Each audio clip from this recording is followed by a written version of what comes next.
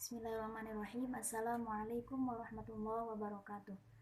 Perkenalkan, nama saya Ningsih Fatihatul Jannah dari kelas PBA 2B dengan nomor NIM 21081020028. Di sini saya akan mempresentasikan tugas madkhol yang berjudul tentang bangsa dan negara Arab. Definisi bangsa dan negara Arab. Kata bangsa dan negeri menurut Kamus Besar Bahasa Indonesia, Badan Pengembangan dan Pembinaan Bahasa Kemendikbud, mengandung arti yang berbeda. Kata bangsa diartikan sebagai 1. Kelompok masyarakat yang bersamaan asal keturunan, adat, bahasa, dan sejarahnya, serta berpemerintahan sendiri. Yang kedua, golongan manusia, binatang, atau tumbuhan yang mempunyai asal-usul dan sifat-sifat khasnya yang sama. Yang ketiga, kumpulan manusia yang biasanya terikat karena kesatuan bahasa dan budaya dalam arti umum dan menempati wilayah tertentu di muka bumi. Adapun kata negeri mengandung arti yang pertama, tanah tempat tinggal suatu bangsa. Yang kedua, kampung halaman, tempat kelahiran. Yang ketiga, negara, negara atau pemerintah. Kata bangsa dan negara berdasarkan makna kata memiliki pengertian berbeda.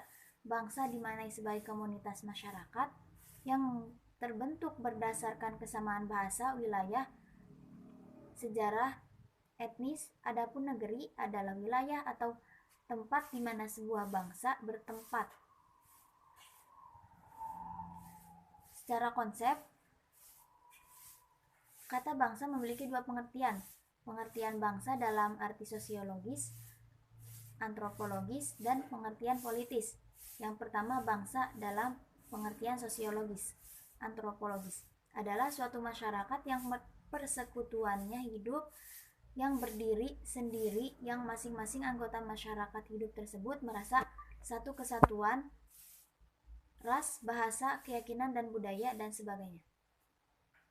Yang kedua, bangsa dalam arti politis adalah suatu masyarakat dalam suatu daerah yang sama dan mereka tunduk pada kedaulatan negaranya sebagai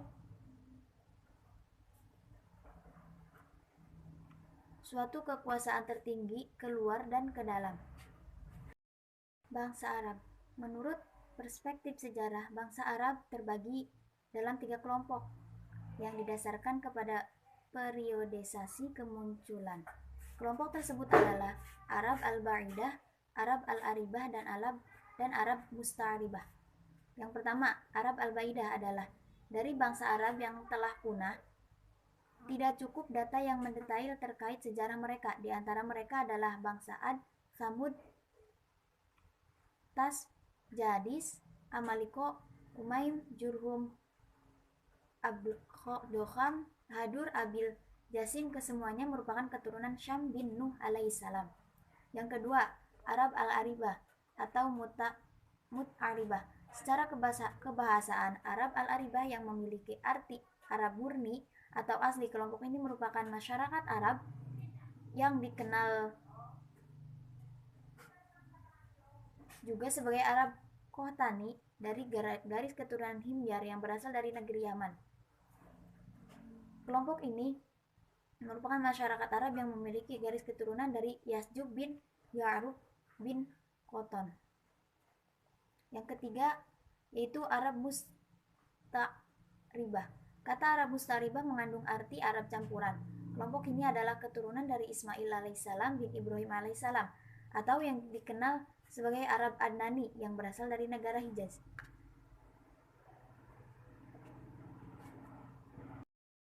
Negeri Arab. Negeri Arab dalam istilah geografi disebut Arabia atau Arabian Peninsula. Sedangkan dalam bahasa Arab disebut Jaziratu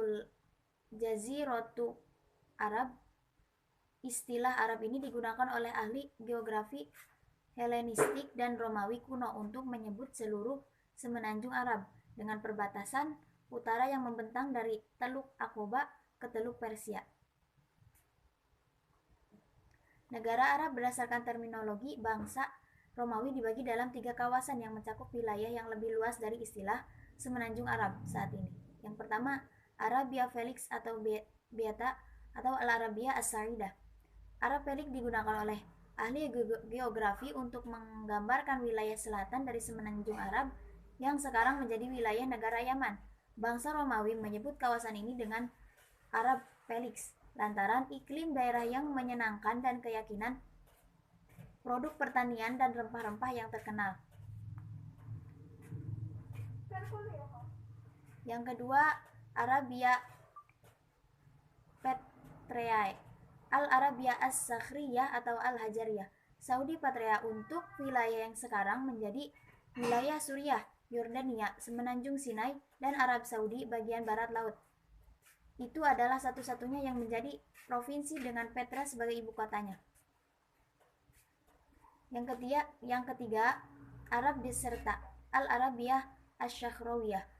Arabia Deserta dalam bahasa Yunani kuno disebut Arabia Remos, juga dikenal sebagai Arabia Magna atau Arabia Besar, menandakan interior gurun semenanjung Arab. Dahulu tanah ini dihuni oleh suku-suku nomaden yang sering menyerbu tanah yang lebih kaya seperti Mesopotamia dan Arab Pelik. Tinjauan umum bahasa Arab. Bahasa Arab menjadi salah satu dari 6 bahasa resmi di Persatuan Bangsa atau PBB, selain bahasa Cina, Inggris, Prancis, Spanyol, dan Rusia. Majelis Umum PBB tertanggal 18 Desember 1973 telah menetapkan bahasa Arab sebagai bahasa resmi internasional PBB, dan oleh karena itu di setiap tanggal 18 Desember diperingati sebagai Hari Bahasa Arab Sedunia. Bahasa Arab menjadi bahasa nasional di 22 negara anggota PBB. Bila ditinjau berdasarkan genealogi bahasa, maka bahasa Arab merupakan anggota dari filum kelompok besar bahasa Afro-Asiatik atau yang disebut juga filum Afrasian. Populasi terbanyak penutur filum berada di benua Afrika. Filum ini memiliki 5 rumpun bahasa yang semitik: Berber, Sadik, Kusitik, dan Mesir kuno.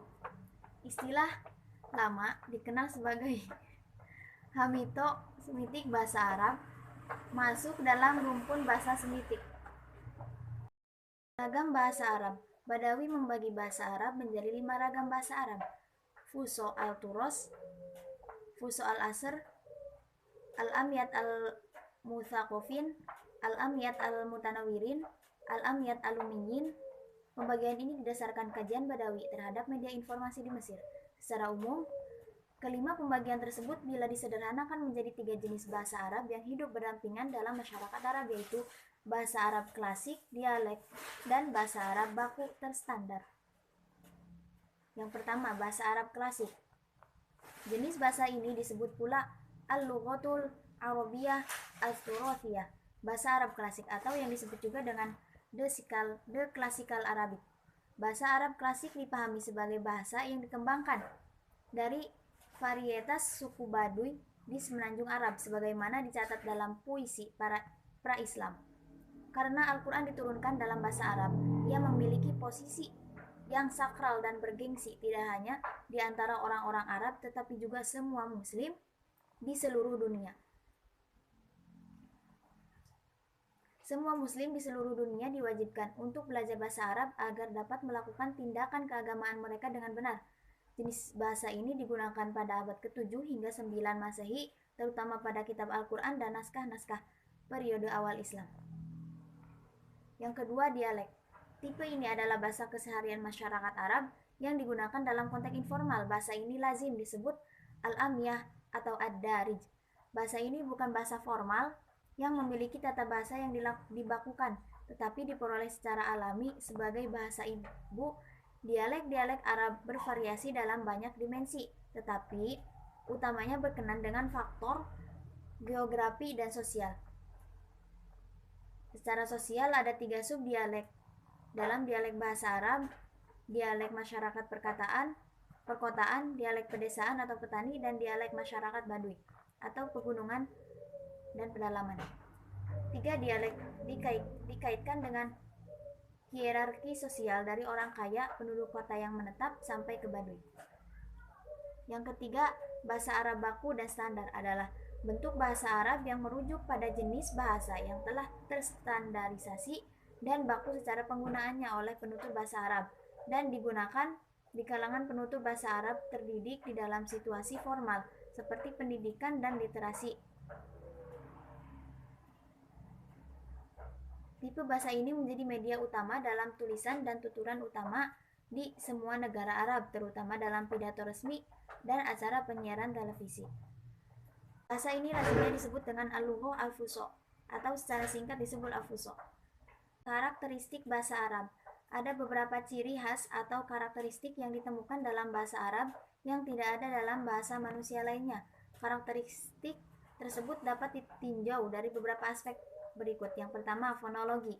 Bila ditinjau dari aspek fonetik, bunyi bahasa, di dalam bahasa Arab terdapat 6 bunyi vokal yang diwujudkan baik dalam format pendek maupun panjang. Bunyi vokal pendek disimbolkan dengan tanda baca tambahan pada huruf yang ditempatkan di atas maupun di bawah huruf Arab. Tanda baca vokal pendek dalam literatur Arab disebut tashkil atau harokat. 3 vokal tersebut adalah A, I, dan U. 3 bunyi vokal pendek tersebut disimbol dalam tanda baca adalah fathah untuk vokal A, kasroh untuk vokal I, dan domah untuk vokal U. Untuk vokal panjang disimbolkan dengan huruf-huruf yang disebut dengan harfu mad, yaitu alif, waw, dan ya. Vokal pendek ditempatkan di atas atau di bawah huruf dalam sebuah kata, namun vokal pendek ini tidak termasuk dalam semua tulisan Arab. Karena itu dalam kitab suci dan teks-teks pemula, misalnya tanda baca, biasanya diperlukan, tetapi untuk penggunaan umum dan normal, tanda tersebut tidak diperlukan karena pembaca yang berpengalaman memahami maka tanpa tanda vokal ini.